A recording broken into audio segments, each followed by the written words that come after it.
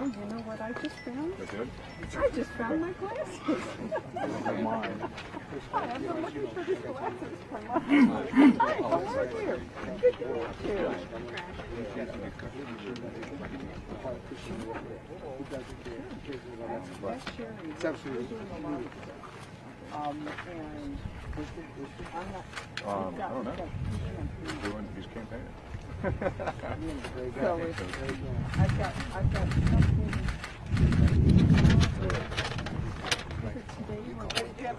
Today we're going to You want to bring up the end of this? Today we're going to do. Okay. Yeah, please. Please. Maybe talk about some of the stuff that's talked about.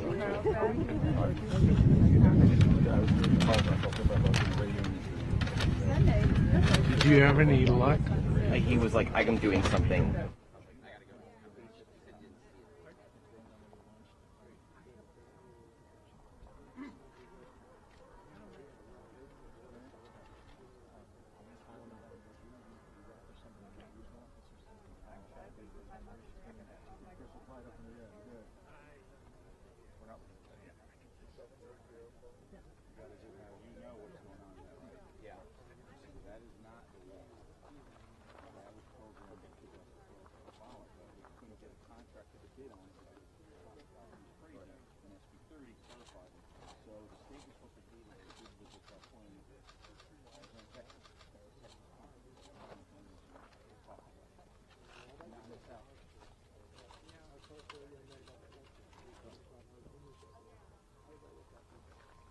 You guys ready? No?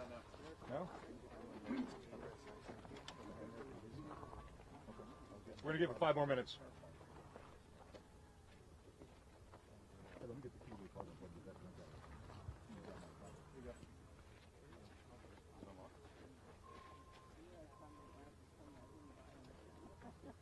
So the elected officials have basically said if they win this election, they'll take you off the Donovan Steakhouse. So. That's right, that's right.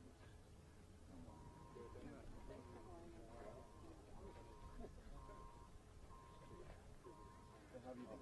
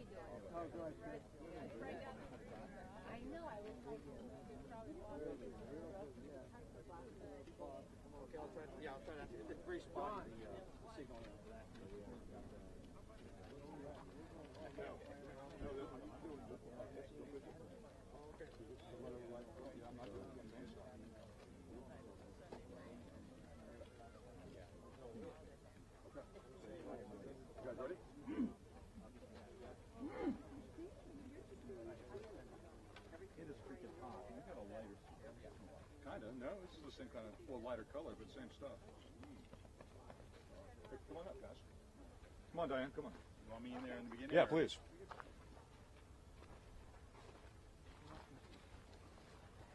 Hey everybody, thanks for being here today. I'm Congressman Duncan Hunter, joined with some great friends, Diana Harkey, Juan Hidalgo, and Chris Harris.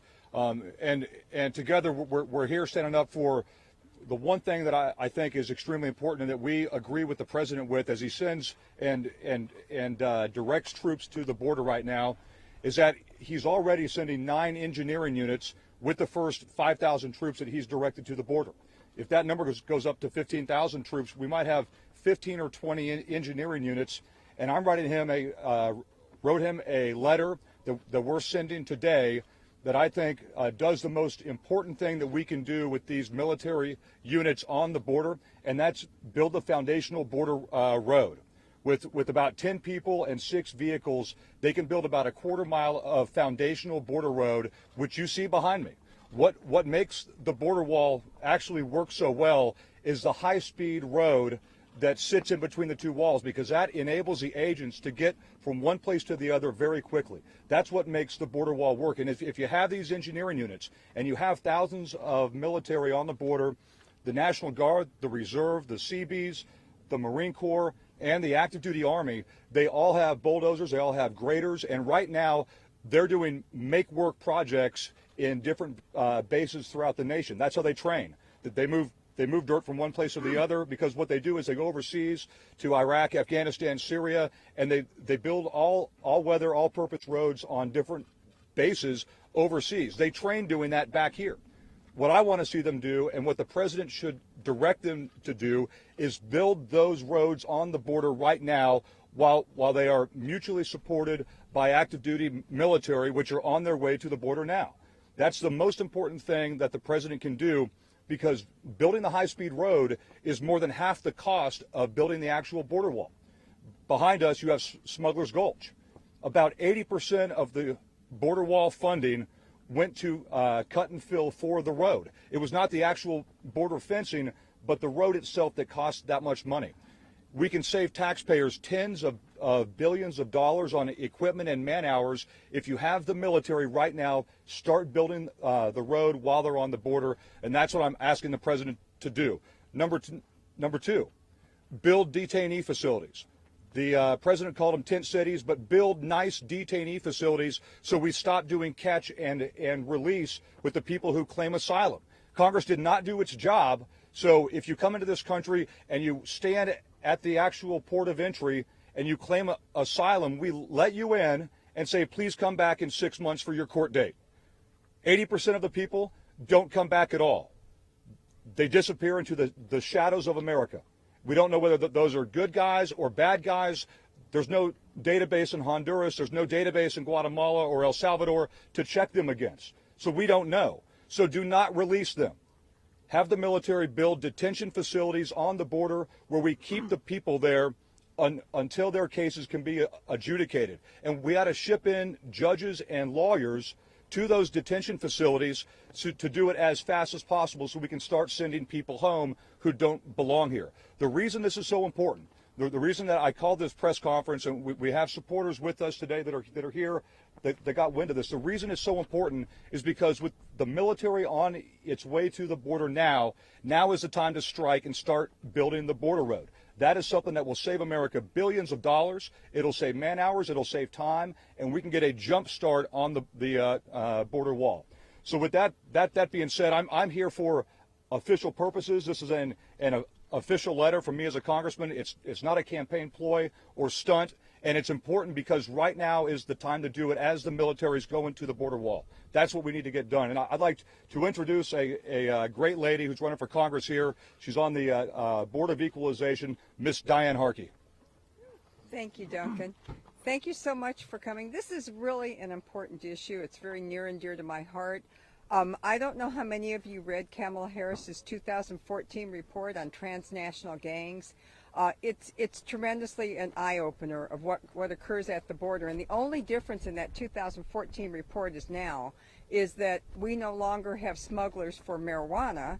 We have smugglers for opioids, fentanyl, heroin, those types of things. And it's coming across fast and furiously across this border. If we ever want to get a handle on the opioid crisis, we have to control our border, because that is now the big import. Human trafficking, huge. I mean, that report will tell you it all, and it's all still valid. This is the #1 entry is between Mexico and the United States, and particularly California, for human trafficking, drug running, and money laundering. Nothing has changed. And with us legalizing marijuana, like I said, the only thing that's changed is now the drugs have changed. This is, we cannot stop the crime, and we can't have people rushing our borders either. That's why the first border wall got put in, because they were being rushed by 300 and 400. Can you imagine if there's thousands of people? We can't have that. You also have to think of the healthcare impacts. Right now we have, typhus returning to Los Angeles, and we've got all sorts of other healthcare issues, measles, mumps, rubella, all those things that we thought were gone that are now back. And so people are going to need health care, and California itself does not manage its health care very well. There's just a new state audit by the state auditor that $4 billion between a 4-year period was given out where it shouldn't have been. And we accept people and we give them health care without them being verified. They're on a temporary program. But that money does not quit coming. So, if we're having health care issues and people want to talk about Medicare for all, this is going to be huge. We have to get a handle on the border, and we have to pass a solid immigration policy that works for what we need today. And no scapegoating. Congress needs to do its job. And they had a bill. There were no Democrats supporting that bill, but they need to get together and do a complete reform, because right now we have the Swiss cheese of statute because of all the case law. So we have to have some border security. It's mandatory. So thank you very much for coming. I really appreciate your interest, and I look forward to seeing you. Hey, thanks, Diane. Now let me introduce a gentleman who is running for Congress, a retired sergeant major in the beloved United States Marine Corps. He knows about national security. He knows about this area. This is where he's from. This would be his district behind me. And the great Sergeant Major Juan Hidalgo. Good morning. Thanks for coming out. Hey, this is vitally important right now. We have to stop allowing the people on the left to dictate this conversation and say that it has everything to do with racism. It has nothing to do with racism. This has everything to do with national security. Nobody has a right just to enter our country. Nobody. There's a process. There's a process, and people always ask me, because they try to catch us up and say, do you want a wall? I agree with our president. I want a real big wall, but I want a real big door too, because we want people to come here legally. I've never met one person against legal immigration. Not one. Because it's about taking care of the American people first. Diane said it right. There's people in Congress. Not everybody's a Duncan Hunter. We need more people in Congress that will fight for Americans. That's what I'm going to do in Congress. Unlike the guy I'm running against, who doesn't care. He cares more about people on that side of the border. I care about you, the American people, your children, your grandchildren. And that's what we need to get back to. We need to take care of Americans and make sure Americans are safe again. Diane just gave you a long list of medical issues that are coming back into our country. Do you know the kids out here and the families that are affected by these diseases right now, it's unheard of. When I'm in Congress, I'm going to work with Congressman Hunter. I'm going to work with Diane because she's going to be there too. We're all going to be working for the American people. So don't forget, it's time to vote our values and take care of the border because it's important to our country. And I do know something about national security, and it's about protecting America. So God bless you. God bless America. Thank you for having us today. Thanks, Juan. And lastly here, Chris Harris, who's been in law enforcement and border security for longer than I've been alive, and who's probably forgotten more about border security than we'll ever know. And we've had tours from him, and what he shows us is what really happens on the border. The non-dog and pony shows the actual tours where we see the down and dirty of how open the border is, how hard it is for the Border Patrol agents and what they do, and how they're basically stopped by lawyers in the U.S. from doing their jobs. But the great Chris Harris, thanks for being here. Yeah, I was going to say nice things about him, but now I'm not going to. Yeah, I got about 36 years in law enforcement, 20-some with the U.S. Border Patrol. My name is Chris Harris. I'm with Local 1613 National Border Patrol Council. We represent the men and women who patrol this border, who try to keep this country safe. One of the things that, it's not my quote, but it was a quote by a decent agent, was, we don't hate the people out there. We don't try to control the border because we hate those people. It's because we love the people in here. When you care about something, when you find intrinsic value in it, when it's something that is near and dear, you protect it. You either make a Fort Knox, you have a bank, you live in a gated community, you have a walled compound, whatever, you lock your doors at night. It's because you love the people inside, not that you hate the people outside. Every sovereign nation has a right to defend its borders and decide who comes in and how long. I do want to talk about the road, because right down here, when I came out here 21 years ago, that road wasn't there. It's a clay. When it rains, every agent had to pull off the border. We were catching 1,000 people a night, just on night shift. My record is the same group 3 times in one night. Caught them, they went back, caught them, they went back, caught them, they went back. I'm sure the 4th time was a charm for them. That's unacceptable. Diane was talking about diseases. My men and women at the Imperial Beach Border Patrol Station were just in contact with typhus. They have to be checked for having typhus. That should not be an issue in this country, in a first world country. We are not a third world country. We shouldn't aspire to be a third world country. We should try to lift up countries to first world status, but we shouldn't lower ourselves to that. So I support, the local supports, the men and women of the U.S. Border Patrol support anyone who supports the idea of securing the border. Understand this. 3 years ago, even Democrats said they supported this. There's a difference between immigration reform, which is a serious discussion we have to have with the American people, and border security. No one, unless they have an agenda, should be against border security, protecting the people in this country. We know after 9/11 there are bad people out there that want to do bad things to this country. Let's not have that happen again. So I support everyone that's standing here because they support us. They support securing the border. And as Juan said, there is no racism involved. My wife is from Mexico. It has nothing to do with it. I don't care if you're from Ireland. My family's from Ireland. I don't care. If you're here illegally, I want to sack you up and get you out of here. Follow the law. We are a country of laws, not a country of man. That goes back all the way to the Magna Carta. You cannot have a decent democratic republic, a constitutional republic, without the rule of law. If you don't like the laws, change them in Congress. But you don't have the right to say, I don't like the law, we're not going to follow it. So I ask you to support the people that support us, the men and women of the U.S. Border Patrol, who risk their lives daily. This is named after someone, this Arnie's Point is named after somebody who was in a shootout, who was shot, a Border Patrol agent. That's why it's called this. So I support, and I ask you to support, the men and women of the United States to support the people that support us in securing the borders. Thank you. Thank you. Everybody, thank you very much. And if you have any questions, we'll be happy to answer them. Isn't it against House ethics violations to have a campaign rally? I'm not campaigning, nor is this a rally. But there's a campaign here. I can't help what other people do. Congressman, your letter talks about political posturing. Is this not doing the same thing? No, this is not. No, not at all. What we wrote was an official letter to the president that's being sent out right now that says simply, build the foundational border road with the military. That's what this is about, and I think it's so important, is why I call this is the one thing that you can do. Chris was on the radio a little while ago and said the 1st Marine Division is not going to hold hands across the border. You're not going to have U.S. military doing law enforcement activity on the border. They're going to be helping. What they can do is start putting in the infrastructure right now for zero cost, because they're already paid for. The men and women that are in the active duty and reserve and National Guard, they're already being paid. The bulldozers are already bought by taxpayer money.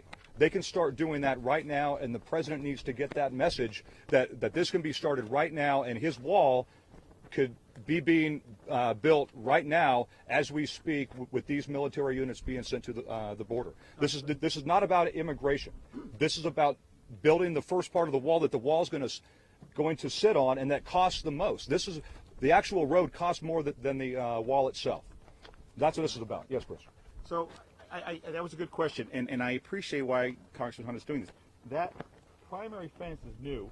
That started under a program with President Obama, but the original one was from his father, and that was done with engineers and reservists, and it cost very little to the U.S. government. So I pay taxes like all of you. I prefer to pay less taxes. So if he can get the president to sign off on having the military do something they're already paid to do, I'm all on board for that. God bless capitals and God bless companies that are being paid for it. But if we could start doing some of the stuff behind that for free, I'm all for that. Harris, is this Smuggler's Gulch right behind you? Actually, it's not. I think the congressman misspoke. Smuggler's Gulch is Behind us, but just over that 3 way. miles that way. But his point is the same. We built a berm through there. We built a secondary fence. I had Swedish TV there a while ago. They were filming. They said, "Do you actually need the secondary fence?" And it was a rainy, foggy morning. And I said, "Hold that thought. There's a guy right there. He's stuck by that secondary fence." I got on the radio. They came down and made an arrest. If the secondary fence wasn't there, he would have gotten through. So it's so helpful. Infrastructure is not the end-all and be-all, but it's very helpful. It's a deterrent. Congressman Hunter, in agreement with NBC7, can you respond to those critics who say that the ad your campaign had against Marquette and No, we're not talking campaign stuff. Right now we have an army of migrants bearing down on the U.S. from multiple third world countries. The president has finally directed the military to the border, and building the foundational border road is the most important thing they can be doing, besides assisting Border Patrol on their apprehensions. Do you have any thoughts on President Trump's comments about signing an executive order to end birthright citizenship? No, we'll look at it, and if he has legal grounds, I'm absolutely interested in it. Absolutely. Congressman Hunter, is this just a sideshow to deflect from the indictment? No, this is about. Why aren't you here? You don't even support the border. Congressman, do you think it's fiscally prudent for the president to deploy 15,000 troops to the U.S. border? Yeah, because they're already training. You're already paying the U.S. military. You've already bought the vehicles, and you're already paying. We the taxpayers are already paying. That's why if you can build the border wall and the border road especially, it will almost cost nothing, because you already have these engineering units training throughout the nation. They're already moving dirt. They're already building roads, because they're training for what they're going to do overseas on military bases, where they build all-weather foundational roads, and they also put up fences and walls. That's what the U.S. military engineering units are trained to do. So have them do it right here. Congressman, what is the difference between this caravan and previous caravans? Why is this caravan raised to the national security level of calling in the military? Why is this caravan that much more dangerous? The size. Okay, so It's large, and you now have multiple. makeup is no different. You now have multiple caravans. You now have multiple caravans of mostly military-age males coming at the border. You don't know who is there. You just because you can't prove that there's a terrorist organization infiltrated in these units doesn't mean you can't disprove that either. Meaning you could easily have terrorist elements in these caravans. You don't know one way or the other. You don't let anybody into your house without knowing who they are. Walking thousands of miles with women and children, bathing in rivers So they could get in the border, so that they could get in the United States. Many of them are on trucks. Yeah. Why don't you just go into the tunnel? Many of them are on trucks. They're not walking. So. But again, here's somebody's bringing supplies. the big point is the major point's this: the president has already directed troops. If you want to use those military assets to the best of their ability, besides buttressing the U.S. Border Patrol and ICE build the border wall starting with that foundational road. Get a jump start on it. Do it now, and you don't have to wait for Congress, Mr. President. You don't have to wait for Congress at all. The military is already being paid by the U.S. taxpayer. So have them start on this national security issue that has nothing to do with immigration. It has to do with securing the border and making sure that people come to the front door of the U.S., like Juan Hidalgo said. Congressman, why do you think that the entire Democrat Party has gone silent on the caravan, yet they support open borders? Yeah, this is interesting, too, because Hillary Clinton voted for the Border Fence Act. Hillary Clinton supported the fence behind us. She voted for it. So I'm not sure what's changed in the Democrat Party where they want open borders and they don't mind this caravan of people who they don't know who is in it coming to the U.S. I am not sure. But you had Hillary Clinton vote for this fence behind us. Congressman, the rhetoric in this country is very charged right now, both sides. I mean, we've even seen it here. Is there anything you can do or say that could kind of bring Americans back together? I mean, there's people getting hurt out there. We all stand for national security. No one's against securing America for Americans. And I think if you're on this side of the border, then you want what you ran from if you escaped to this country. If you've already been granted asylum, if you've immigrated here from another nation, you left something behind and you came here for a better place. So let's secure that better place here and make sure we don't bring ourselves down to the level of crime and despotism of places that you left behind. That's what the border wall can do. That's what it can accomplish. And if you start building the border road, you got a huge, almost free jump start on that border wall. Are you concerned people with the big tunnels under it, or is that Sure. No. Why not? Yeah. Because we have seismic sensors, and Chris could speak to this more. We work every day at catching those guys. Go ahead, Chris. Again, he's forgotten more about this. That's a than great we'll ever question. And the problem is, like where I work, there's a river. They can't tunnel under it. The other thing is, those tunnels are $1 million tunnels. They're all for narcotics. When you see people going through them, that's the end of the tunnel's life. When they think they got burned, that's when they start putting people through them. But those tunnels are made for narcotics. They're $1 million tunnels. They can't even hope to get through under what comes above. So if you can seal the border above to the best of your ability, whatever they can put underground is not even going to be a tenth of what they put above. So you're ahead of the game there. It costs them millions of dollars to do these tunnels. And we do work with different partners, including the IDF and other people, to find them. And we're fairly good at it. It's a cat and mouse game, but the fact is you can't build enough tunnels to put people underground that are coming above. So if we can secure with whatever means, infrastructure, manpower, technology, above ground, they'll never match it underground. Chairwoman Harkey, are you hearing your official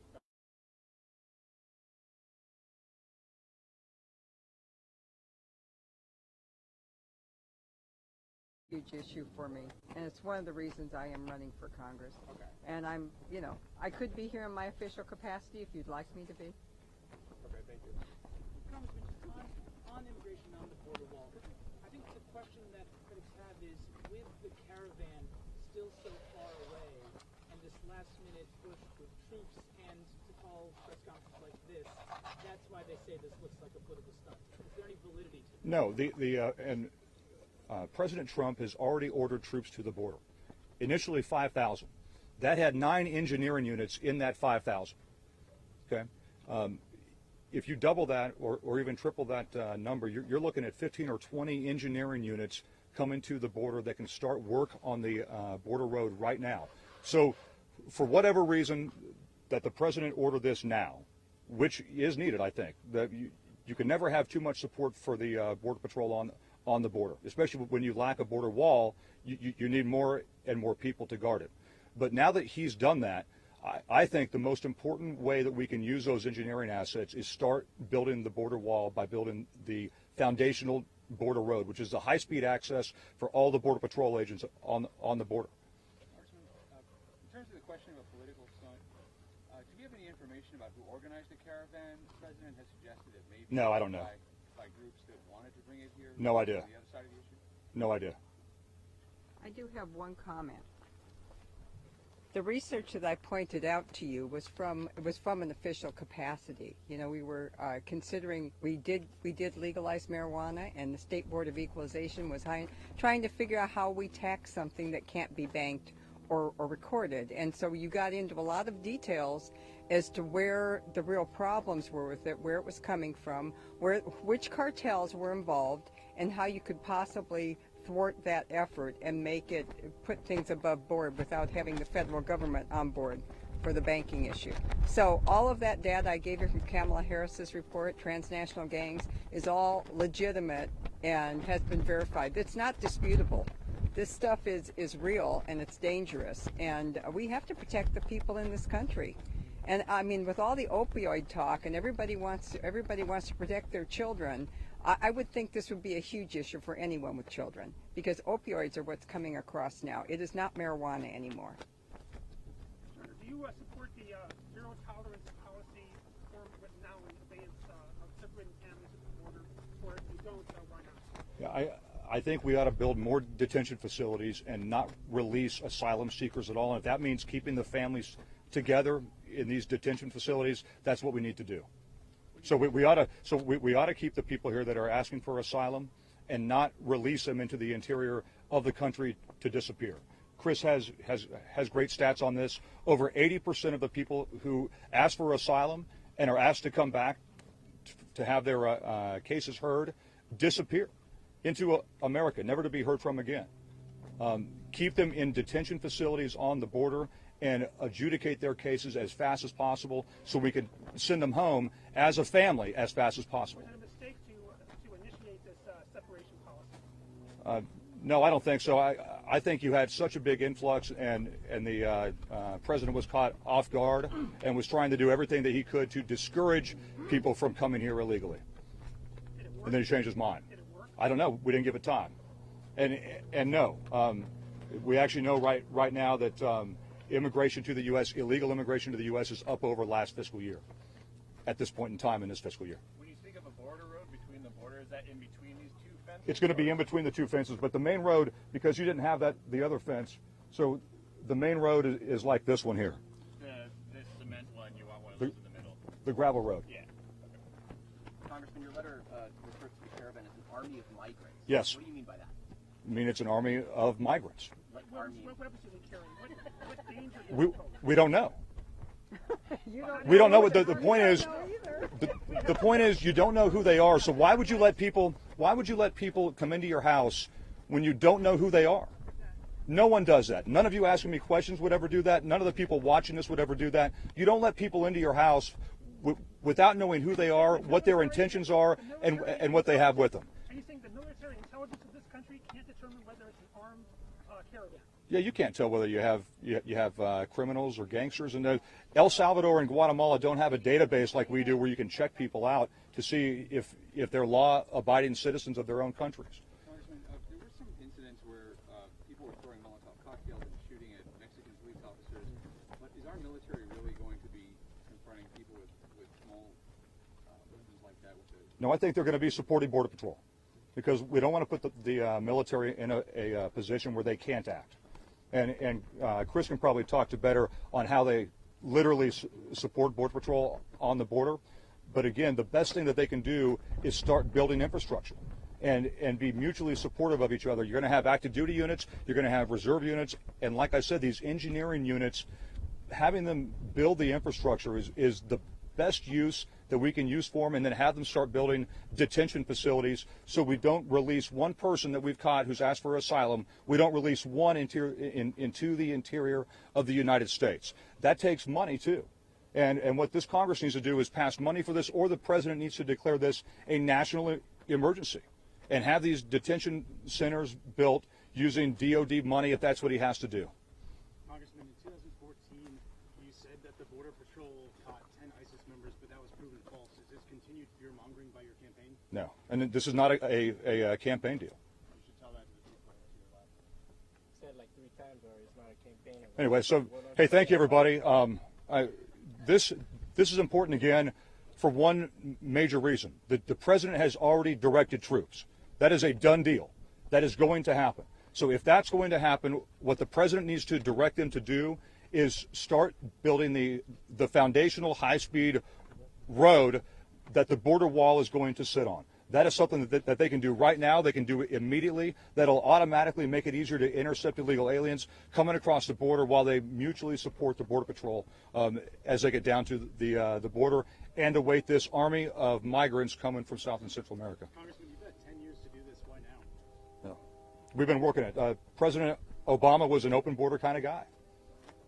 Congressman, you all have spoken about how this is about national security, and a few of you have even mentioned preventing terrorism. I'm curious, though, considering the majority of domestic terrorism in the U.S. is conducted by far-right-wing extremists, what would you do to address that? That's baloney. That's a dumb question.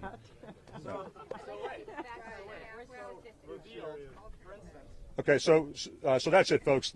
Thank you very much for being here. What we want to do is keep America secure, and one way we can do that is by building the infrastructure with the U.S. military that the president has already directed to the border. Thank you. Thank you. Thanks, man. Trade you. Guys.